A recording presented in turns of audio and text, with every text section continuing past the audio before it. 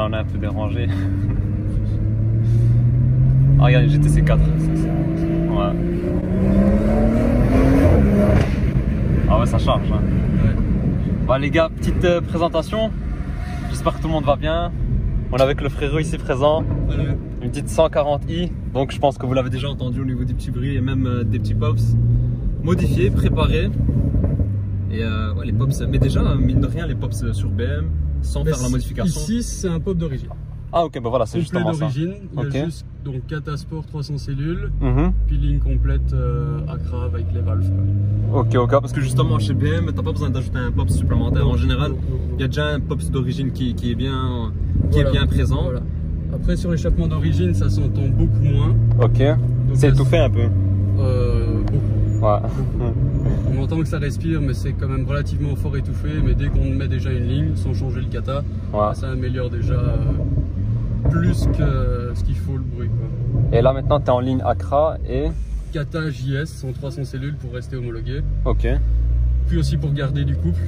Parce que c'est ok. le problème du Kata, c'est on perd un petit peu en couple. On gagne en chevaux, un peu en vitesse de pointe, mais moins, enfin on perd un peu en reprise, donc ça dépend de ce qu'on cherche. Okay. Donc c'est toujours intéressant de savoir. Bon, il y a le côté bruit, puis il y a le côté performance. Ouais, c'est ça. Hein. Faut voir un peu, c'est chacun, on va dire chaque propriétaire un peu comment on préfère préparer sa voiture. Voilà. En tout cas, elle est très très propre. Déjà de l'intérieur, j'ai vu le volant, c'est modifié ça. Hein. Ouais, c'est le volant M de chez BM. Ouais. D'origine. D'origine M. Ouais. Ça, je savais pas qu'ils faisaient des volants comme ça full Alcantara. Ouais, la seule chose que j'ai refait faire, c'est ici la bande en noir, parce que normalement elle est en rouge ou bleu. Moi, je voulais un intérieur assez sobre, donc je fais ça, changer les palettes. Ouais, en vérité, même d'intérieur, allez, ça reste quand même, j'ai envie de dire, sobre, classe comme tu as dit. Voilà, ici, bon, vous avez la petite boîte auto, que d'ailleurs, M140i existe aussi en boîte manuelle, donc ce qu'on disait tout à l'heure, mais c'est hyper rare. Hein. Oui, c'est plus contraignant à rouler si on veut rouler au quotidien. C'est faisable, mais après, tout dépend de l'utilité. Ouais.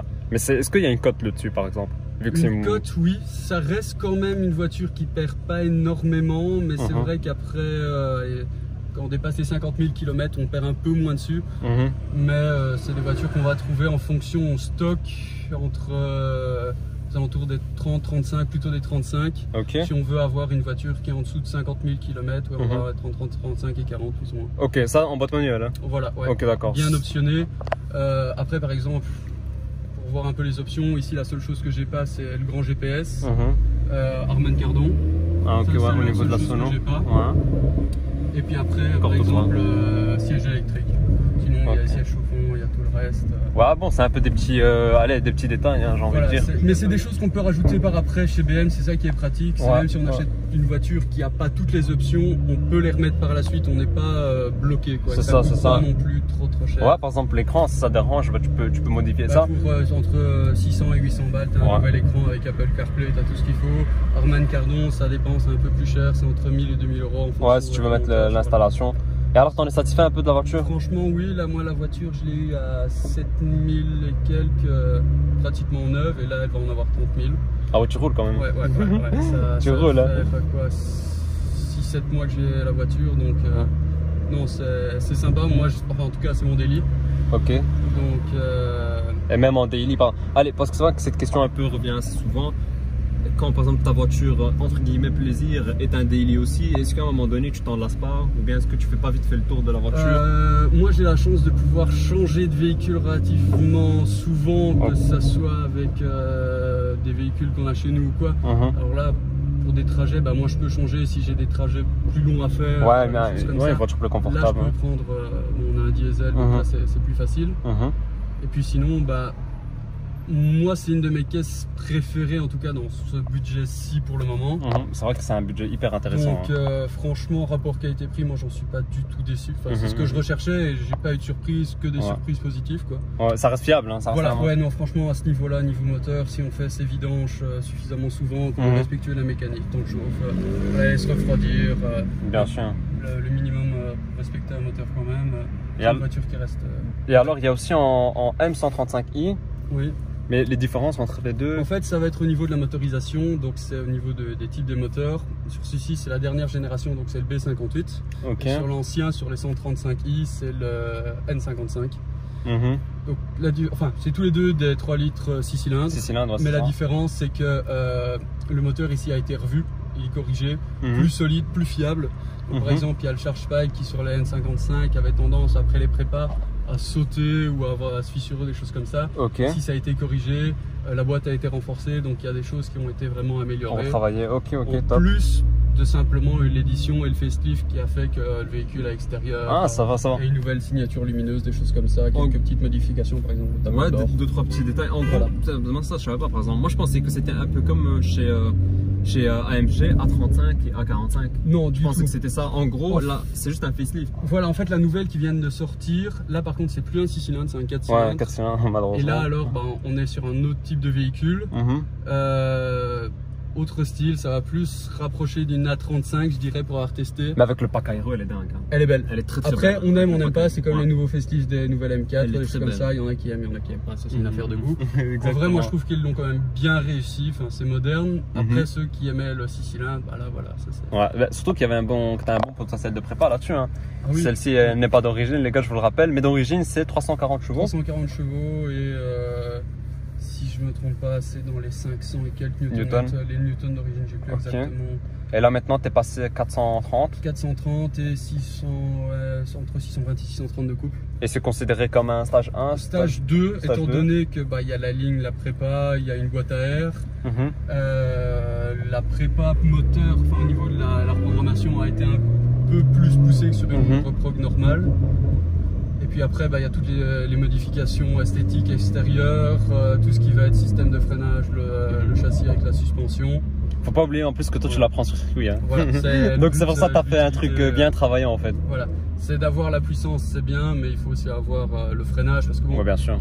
C'est un bon freinage pour tous les jours, mais dès qu'on va sur circuit, comme la plupart des voitures classiques, ça fatigue vite. Ouais, voilà, c'est ça. Et c'est plus pour garder de la sécurité et du plaisir de conduite, quoi. Donc bon les gars, je commence à filmer un peu parce que bon, il y avait un petit peu des bouchons. Je me suis dit en attendant, vu qu'il était en train de m'expliquer la prépa, c'était assez, il y avait des choses assez importantes que je voulais que vous ratiez pas, donc c'est pour ça que j'ai filmé direct. Et alors dès qu'on va trouver un bon petit coin, on va remonter un peu comme ça. Ouais, tu peux rester là comme ça. On remonte un peu, on va essayer de voir un peu comme ça, je vous montre un peu l'extérieur. Voilà les gars, un peu de l'extérieur. Donc très très belle, en blanc. Ce qui est bien, c'est qu'ici, bon, avec cette config, bon, c'est connu un peu, hein, donc moi j'appelle ça la config Panda, donc blanc avec les rappels en noir. Donc je dirais c'est une config, ça les gars, vous êtes sûr que ça donne bien. Les jantes, j'ai vu que tu as des jantes OZ. Ouais. Des jantes OZ un peu, donc je sais pas si c'est allégé par exemple, s'il y a une différence. Forgé, en fait. Forgé, ok. Elles sont censées être plus résistantes. Bon, moi je l'ai déjà eu, j'ai eu des coups sur des jantes précédentes en OZ, c'est vrai que ça résiste pas mal. Jusqu'à présent, bon, on n'est pas en compétition non plus. Gagner quelques kilos sur les jantes, c'est pas vraiment ce qu'on cherche. Là, c'est plus l'esthétique. Mais c'est vrai que ça fait son taf, quoi. Mais ça ajoute aussi une touche à la voiture. Et si je me trompe pas, à l'arrière, elle ressort un peu plus. Légèrement, mais c'est aussi parce que les pneus sont un peu plus larges. Ah, ok, ok. Putain, mais qu'est-ce qu'elle est belle. Cet angle-ci, je trouve que c'est la plus belle partie. Surtout que j'ai vu que tu as ajouté la petite. Ouais, les petites paupières de phare. Voilà, c'est ça. Donc c'est en covering ça? Ouais, covering, ouais. Covering en noir. Ici, la belle lame que tu as ajoutée aussi. Voilà. Très belle lame. Ici, la calandre en noir. Je sais pas si ça a été refait. Non, ça a été fait d'origine, c'est avec le pack Shadowline de chez BM. Magnifique. Très très bon, hein, les rétros que tu as ajoutés. Honnêtement, c'est une belle config. Encore une fois, les gars, j'ai jamais filmé de M140 ni M135i. C'est la première de la chaîne. Je voulais vraiment filmer une.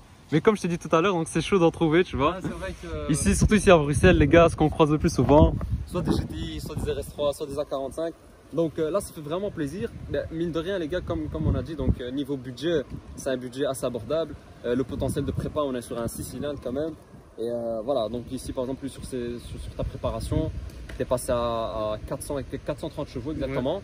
Bon, certes, ça reste de la propulsion, surtout que là, tu es en semi-slick. Voilà. Mais je veux dire, allez, ça reste quand même amusant, ça se balade pas un peu de tous les sens.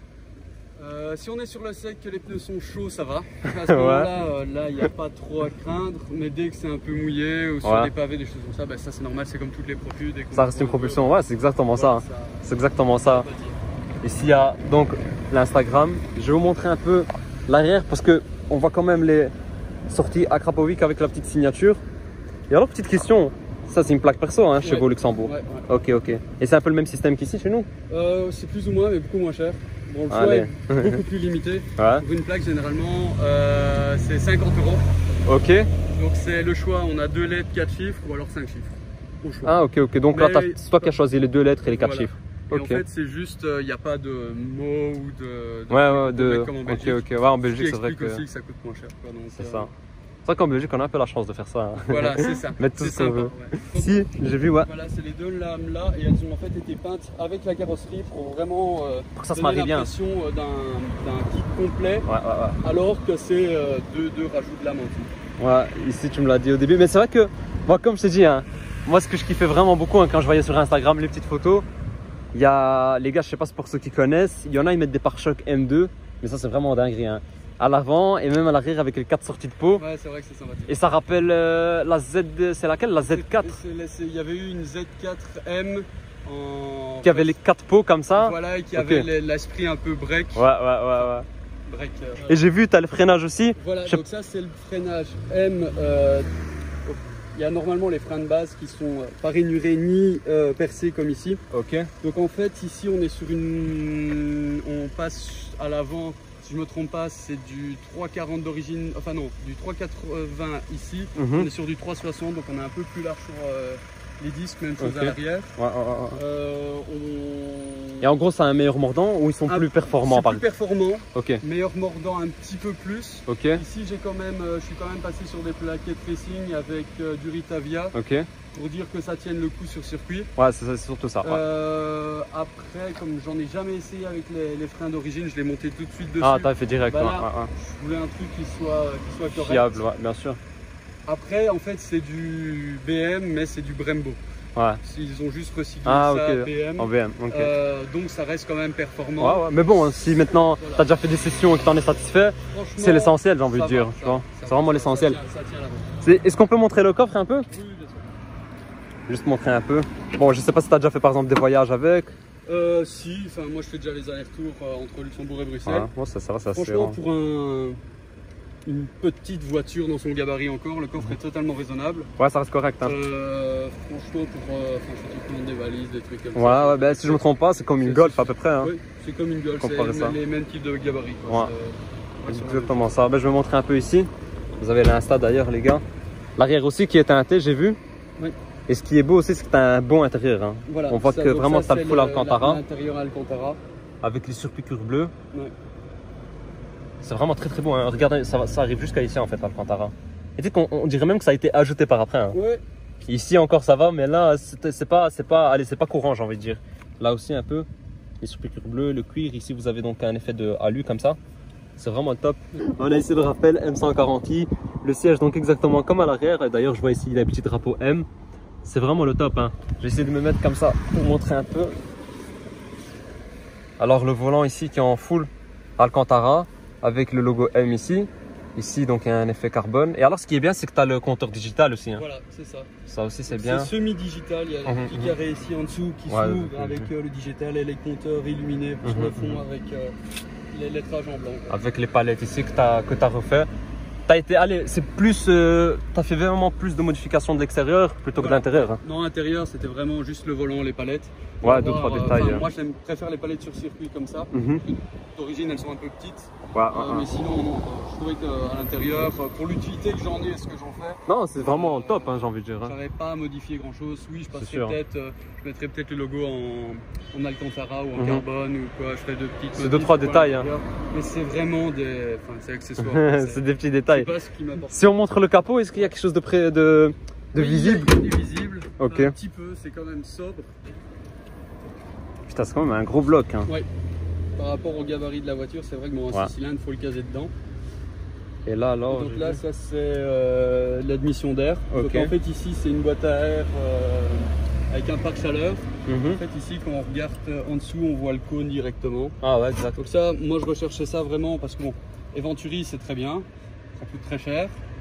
Mais pour gagner au final peut-être 2 ou 3 chevaux, ceci, ça coûte 300-400 euros.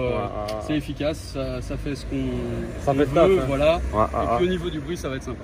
Allez, tu ressens un peu la différence un peu. Oui, tu entends beaucoup plus l'admission.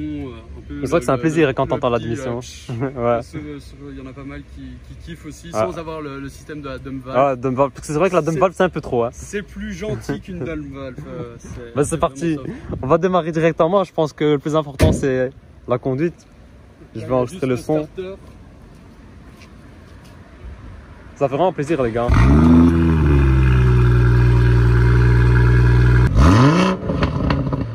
Pops, hein. Encore une fois, c'est un Pops d'origine. Hein.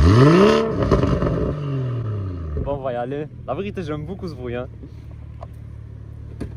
C'est tout simplement le bruit du 6 cylindres. Hein. Voilà. J'aime beaucoup ce bruit. Hein. En fait, il a je sais pas, une vraie sonorité que voilà, je trouve dommage d'ailleurs qu'ils ont supprimé ça. Ouais, voilà, exactement. Comme tu as dit. Donc là, on est en mode Sport Plus. Voilà.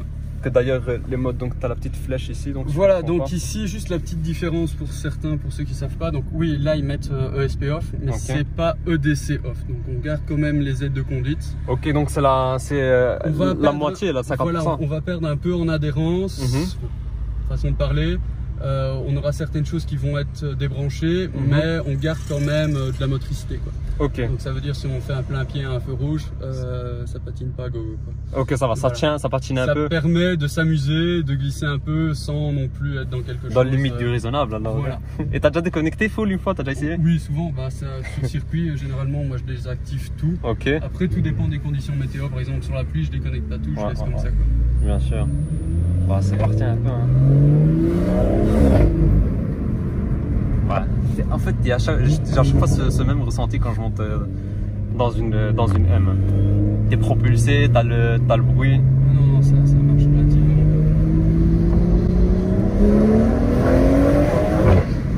Ouais, le changement de rapport, t'as un claquement aussi. Qui est correct. Et par exemple, ça, avant le changement de la ligne, il était présent ou c'était...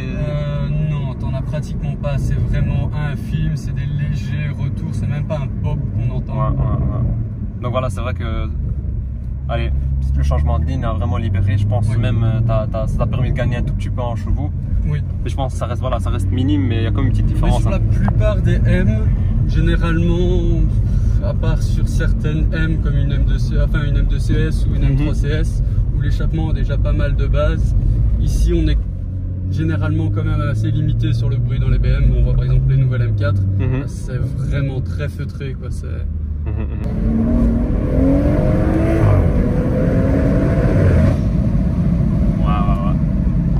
Comme il y a du coup. Voilà, c'est linéaire, ça marche tout le temps, ça marche de 2005 à 7000. Et comme tu as dit, en fait, t'as pas allez, si je compare ça par exemple à une N2, là maintenant comme tu es donc config pas full déconnecté, ça reste quand même raisonnable hein, quand tu accélères. Ça va, franchement ça va. Après ici, bon, les pneus commencent doucement à être chauds, il fait pas trop froid dehors. Ça va, ça commence à gripper, après on verra bien.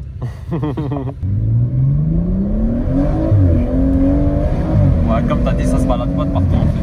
Non, ça reste droit. Et aussi un beau truc, c'est que quand tu lâches l'accélérateur, il y a un retour. Oui. Mais pourquoi? On est d'accord, ça fait ça que chez les M2. Souvent. Et la tienne, enfin la M140. Parce que si je ne me trompe pas, j'ai jamais entendu ça ailleurs. C'est que chez BM que j'entends ça en fait. Oui. Les autres marques, je ne sais pas pourquoi, mais c'est vrai que à force de constater et d'essayer des trucs, c'est vrai qu'il y a principalement les BM. Après, ça peut, en fonction des cartos, ça peut être modifié. Hein. Ouais, parce que voilà. Allez, je sais pas comment vous expliquer les gars, mais quand par exemple on lâche l'accélérateur, en général, quand ce soit une RS3 ou une A45, t'as un petit pop, c'est un petit retour. Voilà. Mais ici, là-dessus, c'est comme si tu passais encore un rapport, t'as un claquement qui est présent. Voilà. Donc sur ça, même moi, je me posais tout le temps la question, je me disais, mais attends, pourquoi c'est souvent comme ça?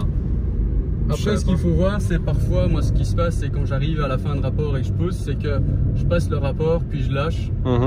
Et là, c'est vrai que y a le fait de la coupure de rapport, et c'est vrai que là, ça pète parfois aussi. On va voir un peu l'adhérence là maintenant. Ça reste correct. Ouais. Ça va, ça reste correct. Mais encore une fois, comme tu m'as dit, mais je pense que c'est dû aux modifications, hein, donc que ce soit les pneus, les suspensions, les pneus etc. changent énormément. Ouais. Parce qu'avoir des pneus, si on fait ça avec des pneus hiver, on oublie. Si on fait ça avec des pneus, je veux dire, sport classique, c'est la même chose.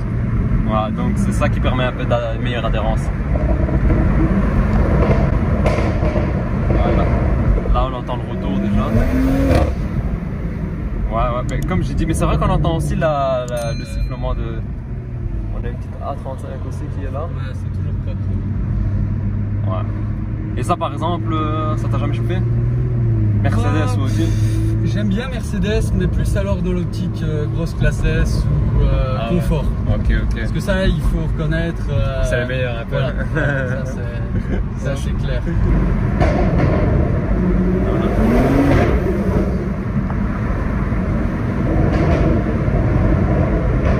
Ouais, les retours restent corrects aussi. Hein. Et d'ailleurs au Luxembourg, niveau homologation, ils sont fatigants ou ça va? Non, ils sont plus chiants qu'en Belgique et c'est plus cher. Allez, c'est le même système de contrôle technique mais plus strict. Plus poussé parce que toute modification que tu dois faire mettre sur ta carte grise, tu payes. Ah, il doit être Par exemple, là, déclaré. juste pour les paupières de fer, les rétros et la lame à l'avant, j'ai payé un peu plus de 2000 € d'homologation. Après, tu dois repayer encore quand tu passes au contrôle technique. Donc rien que niveau papier. Voilà, ouais. Rien que pour mettre les modifications homologuées sur la carte grise. Alors que toutes les modifs ont déjà un TÜV, les papiers en règle, c'est juste le mettre sur ta carte grise, c'est 2000 €. C'est quelque chose, ça prend 20 minutes, mais tu payes. C'est vrai que c'est chaud. Et quoi, si on te chope et que t'as pas les papiers, enfin, que c'est pas mis, tu prends une amende. Ouais. Là, et tu peux pas rouler. Strict, hein. Tu peux pas rouler en fait.